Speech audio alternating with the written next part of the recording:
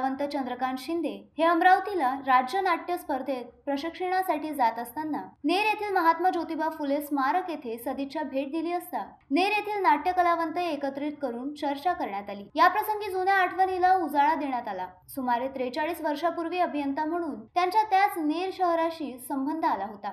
मुळातच कलावंत असलेले चंद्रकांत शिंदे यांनी नोकरी पेशा सांभाळून रंगभूमीची सेवा केली। दिवा जळू दे सारी रात या 2 अंकी नाटकांची तयारी करून हा नाट्यप्रयोग सादर करण्यात आला। प्रेक्षकांचा उत्स्फूर्त सहभाग दिल्यामुळे या नाटकाचा सलग 2 प्रयोगही नेर शहरातील जनतेच्या सेवेत सादर करण्यात आला।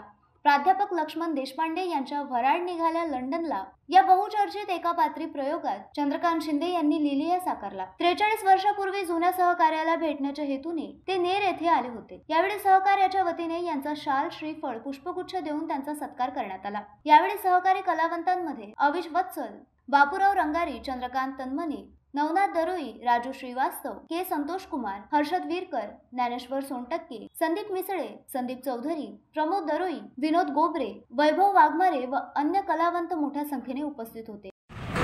म्हणजे नेरला 43 वर्षानंतर येण्याचा योग आलेला आहे। इथे आल्यानंतर माहेरी आल्यासारखं वाटतंय। ह्या नेरला सांस्कृतिक वारसा खूप मोठा आहे। 1982 साली कलारसिक मंडळाच्या माध्यमातून या ठिकाणी स्थानिक कलावंतांना घेऊन व्यावसायिक नाटक केलं होतं। पंचक्रोशीतले लोक बैलगाडी घेऊन ते नाटक बघण्यासाठी आले।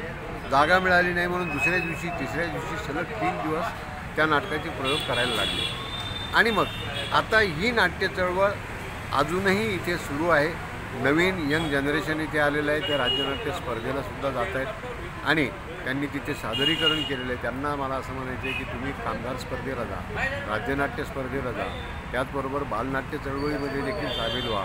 आणि आता नजीकच्या भविष्यकाळामध्ये शासन या कलावंतांसाठी खूप चांगलं धोरण राबवतं आहे। जो मानधन ज्येष्ठ कलावंतांचं मानधन जे 1700 रुपये होतं, 1200 रुपये होतं, ते आता 5000 रुपये झालेलं आहे। त्याचप्रमाणे प्रत्येक जिल्ह्याच्या ठिकाणी आणि तालुक्याच्या ठिकाणी रंगमंदिर उभारणीची कामं सुरू झालेली आहेत। तालमीसाठी सुद्धा हॉल उपलब्ध करून देण्यासाठी त्या ठिकाणी लेवल, लाईट्स, त्याचबरोबर संगीताची व्यवस्था। Navnath Daroi, the sting operation news, नेर परसोपन।